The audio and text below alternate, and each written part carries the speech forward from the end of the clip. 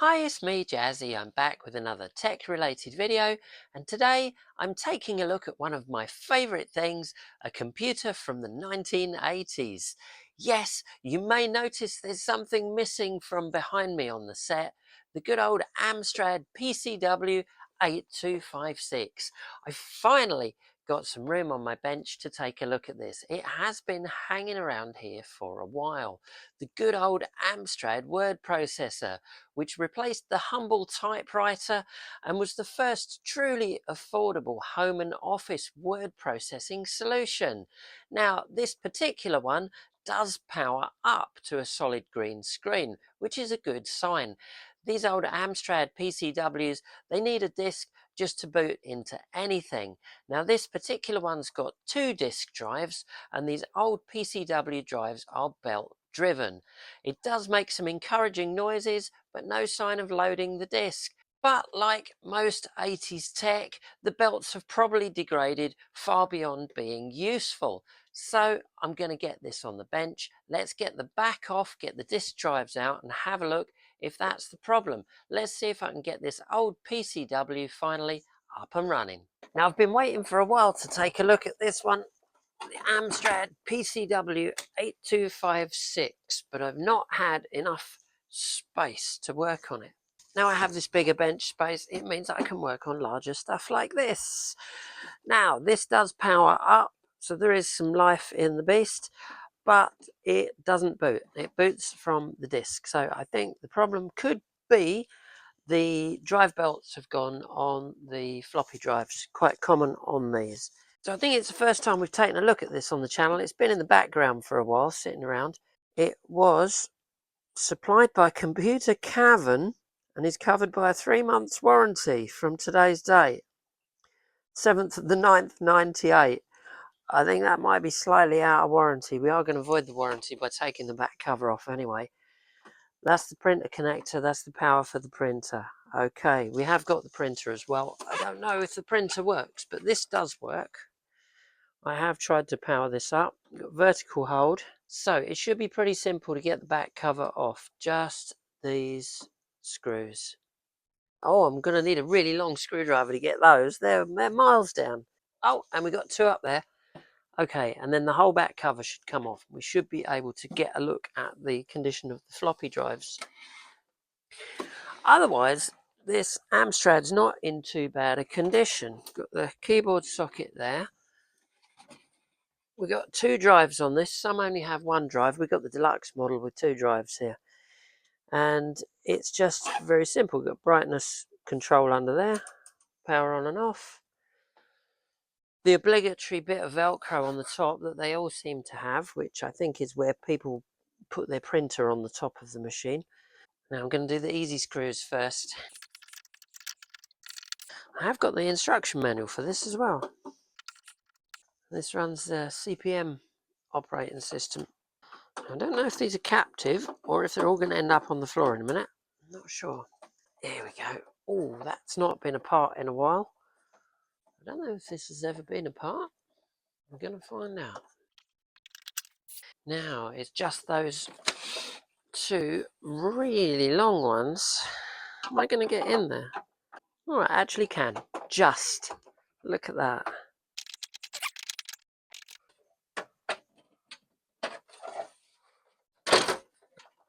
All right, let's try and not lose any. There we go. Okay, so not bad. Doesn't look too dirty. Right. Okay. Got to be pretty careful what I touch around here. A lot of this is going to be very high voltage stuff, and I would really rather not get a shock off of this Amstrad. It all looks pretty nice and neat inside, doesn't it? All right, well, it looks in good shape. There's nothing obvious that looks burnt or damaged or anything under there. And I'm going to keep my hands well away from this general area.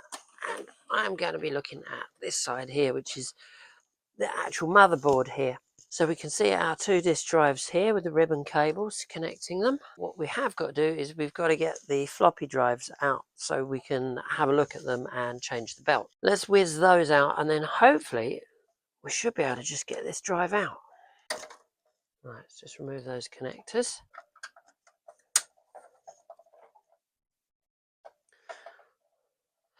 I'm hoping that replacing the drive belt will enable this PCW to boot. You have to boot from a floppy disk. There's no operating system on here.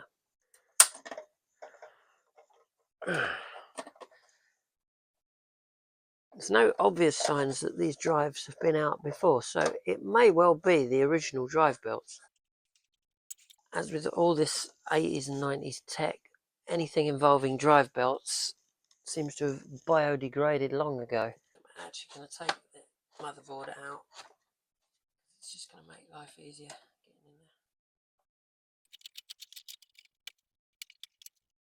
there. Now here's the problem. Unless you've got a super long screwdriver, which I don't, I cannot get the screw holding this drive in. So I'm hoping that if I take this one out, then I might be able to get access. That's it. Because I'm going to take these off. Because I need to get that right out of the way over here.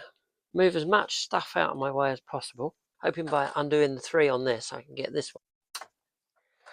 In a lot of these Amstrad PCWs that I've seen, there's only one disk drive installed. A lot of them have a blanking plate. Whether this one's had 2 from original or whether one's been added, I'm not sure. The casings look ever so slightly different. Well, they really did not want these disk drives to go anywhere, did they? That is well in there.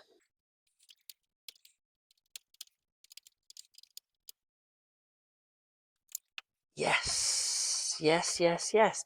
The thing is, if I can get one out, then it gives me room to get the other one out, and getting them in will be a little bit easier because I won't need to put them in with such force. Wow, they really did not want these disk drives to come out. Thank you, Amstrad. Okay, we have one floppy drive. Fantastic.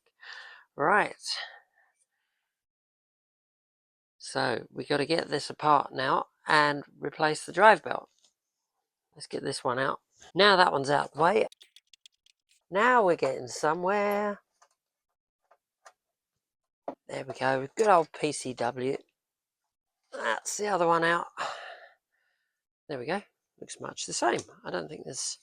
Oh, there is a slight difference. I wonder if this is a newer replacement one.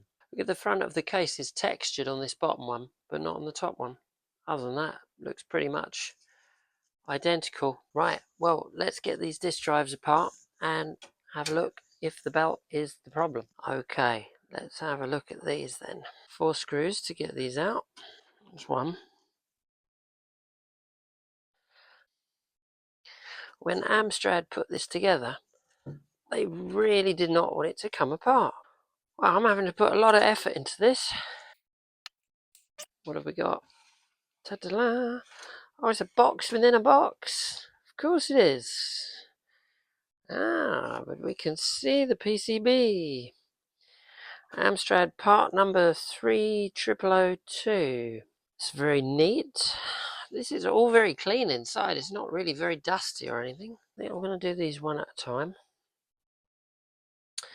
So is this just going to come out now? Yes, it's going to come out and reveal all its secrets. Look. Okay. We've got a clue on date here. 4th of September, 85. Wow, it's clocking on in years. So I believe to get to the drive belt, we need to remove the control PCB, which is this one. Let's just keep away from that, yeah.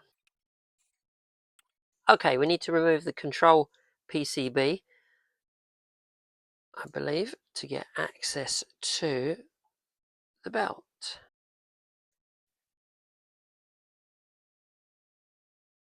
No, it just pulls out. Right, can we get to the drive belt yet? Yes. I can see what's left of the drive belt. There's not much left of the drive belt either. Wow, okay. Where's the rest of it then? Ah, there's a little bit of it. I don't know what would have happened. Ah, there's some of it. Now, I don't want to take off any more connections than is necessary, because this one already I can see that's very loose on the board. There's one on the spindle. Right, there's a little bit there. Look. Generally, anything from this era involving a drive belt is going to be toast, really, because they seem to degrade over the years. Let's just give the spindle a quick clean with some IPA.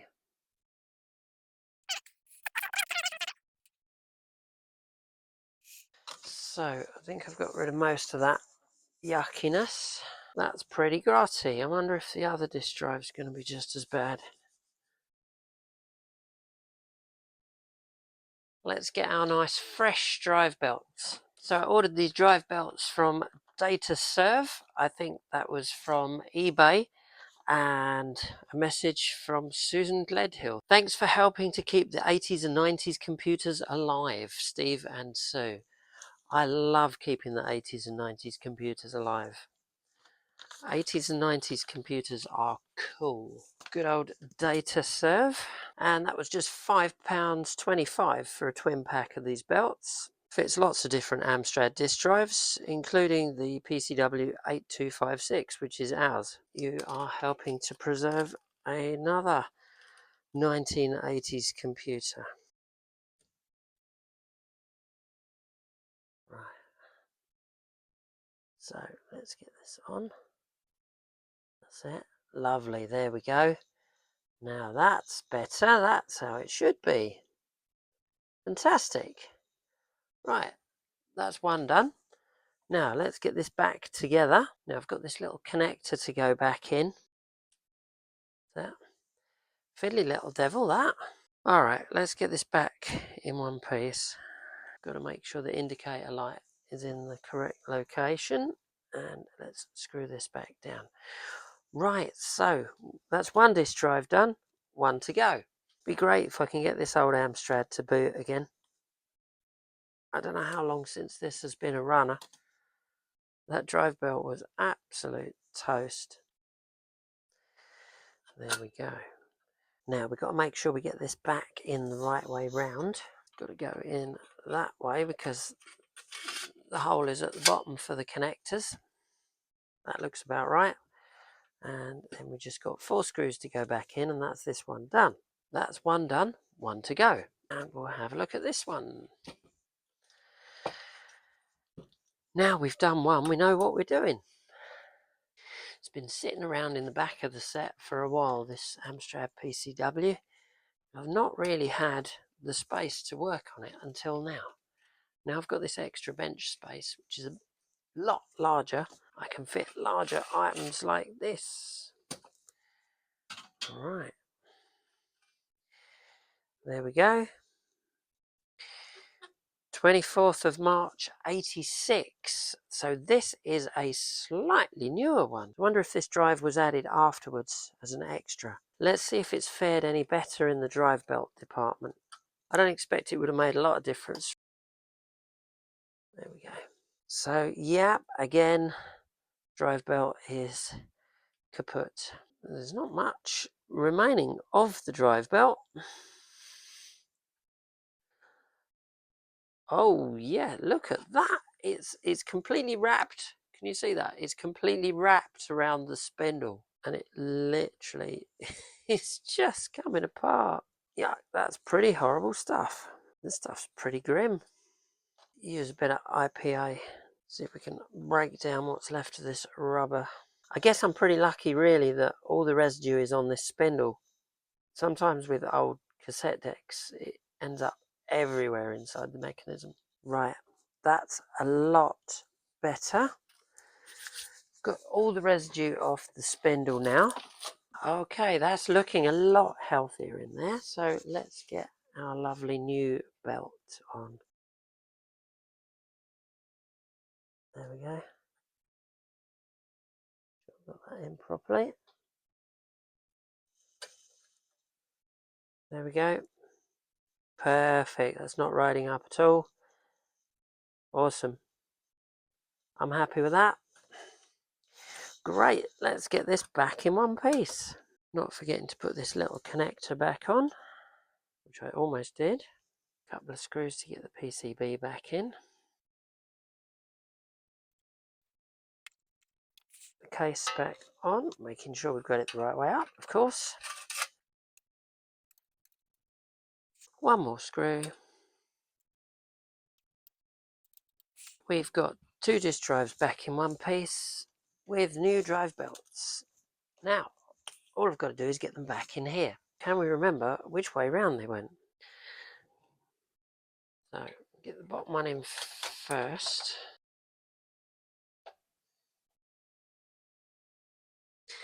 There we go. Should be a little bit easier putting them back in than it was taking them out, because we haven't got to be undoing screws that haven't been undone for years and years. Although they are pretty tight going back in. I suppose we don't want the disk drives moving around while we're loading disks. It's unusual to have belt drive on a floppy disk drive. I think a lot of these Amstrads had belt drive. Awful lot of creaking putting these back in. So we've got one down the side, and we've got to put this little thing back, which is the plug for the keyboard. Got to put the motherboard back in and see if we can remember where all the connectors go. That's the fun part, right? All of this is much easier with the motherboard out the way. So this is not the only retro computer I've been working on recently. I'm also working on a Commodore 16 in the background, which seems to be having more and more replacement parts. Yeah, the Commodore I've been working on has quite a few faults, and I've had to replace quite a few bits, and it's still ongoing. I'm waiting for some more parts to arrive for it. So this is why I was keen to create myself an extra bench space here, because then I can have another project on the go over on the other side where I'm working on something completely different over there, which you'll see at some point.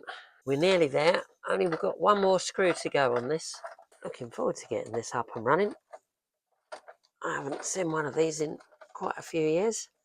I've got quite a few 1980s computers in my collection, but they're nearly all Commodores. Right, one more I think was that really awkward one in between. I'm going to buy myself a longer screwdriver. This is the first project I've had recently where I've needed a longer screwdriver. There we go. Okay, that's the disk drives back in. That means I can put this back in, which is the socket for the keyboard. Okay, time for the motherboard to go back in. That's the disk drive ribbon cables in. Just got to pop this back in very carefully. That's it. That's engaged. Perfect. Okay. Right, superb. That's all back in one piece. Let's put the back on and fire it up. Right, we're going to need a keyboard. So I've got the boot discs here for it, which I had to order because I didn't have any. So we've got System Utilities Basic Disk. I guess that's what I need to load it. Programming Utilities on here. And Doctor logo. Power on.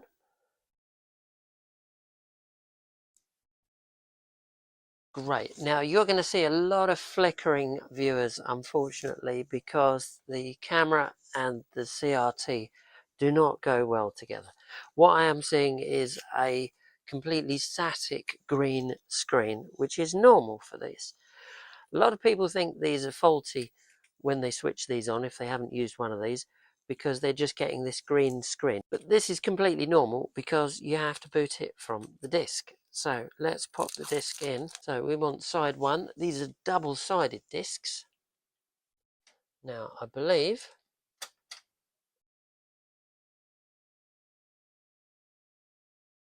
we are loading. Now again, viewers, you probably can't see it, but I'm getting stripes down the screen. And there we go. CPM Plus Amstrad PLC. Version 1.15, 61K, TPA, 2 disk drives. See what we've got on the drive. There we go. That tells me all the things on the disk. So fortunately I have got the handbook here for the PCW8256 and it's quite a thick book. There's a lot in it. Tells you about your first 20 minutes with your Amstrad PCW using loco script. Now I've got a bit of exploring to do with the software, but what we have is a working PCW8256. Great, so we know it works. That's fantastic news. I've clearly got some reading up to do to refresh myself on CPM because it's been a good few years. But what I really want to know is, of course, can you game on this? Well, yes. I found a copy of Tomahawk Helicopter Flight Simulation for the Amstrad PCW8256. Who knew that you can actually get games for this? And this is all original from 1986, I believe, and it's got all the summary of the controls in here. It goes really in depth into techniques and has loads of information on the Apache helicopter which is in the game. So all we have to do is boot up our PCW. This game is from 1986. Wow. So let's go ahead and pop that in. Now of course you're going to see a lot of interference on the screen from the camera. There we go, Tomahawk, look at that. Actual graphics in green screen, this is fantastic. Who'd have thought you could play games on an Amstrad PCW? Well, there you go, apparently you can. Choose your mission, day or night, clear or cloudy. Pilot rating, definitely trainee. Keyboard, yes, press space to start. And suddenly you're in your helicopter. Look at that. M for the map. Tells me where I am, somewhere there. Okay. Q increases the collective lever, which is going up there. And I believe W is the throttle. Yeah, you can see that going up. We should be able to move left and right rudder. Oh, there we go. So pitch down, pitch up, left and right. Oh, look at that. Fantastic. Okay. Well, there we go. I'm really pleased with that. So I'm rather happy about that. I've got myself a working Amstrad PCW8256. Got myself a bit of light reading to do. I'm really happy that not only does it now work, it powers up. I can actually play a game on it. Amazing. Who'd have thought there would have been games for the humble Amstrad word processor? The green screen graphics do make it quite challenging to play. It's kind of difficult to see where you're at with the helicopter, but it's part of the charm, I think. I love these old 1980s computers. They're really nostalgic for me, and I'm so happy that I've got another one from my collection up and running. So thanks for watching, and I hope you've enjoyed delving into this Amstrad PCW as much as I have. It's wonderful to see it up and running. Many thanks to everyone for watching, sharing, liking, commenting and subscribing. It's always massively appreciated. I'll be back soon with some more videos on electronics kits, test gear repairs and more retro gaming. So in the meantime, take care and I'll see you on the next one.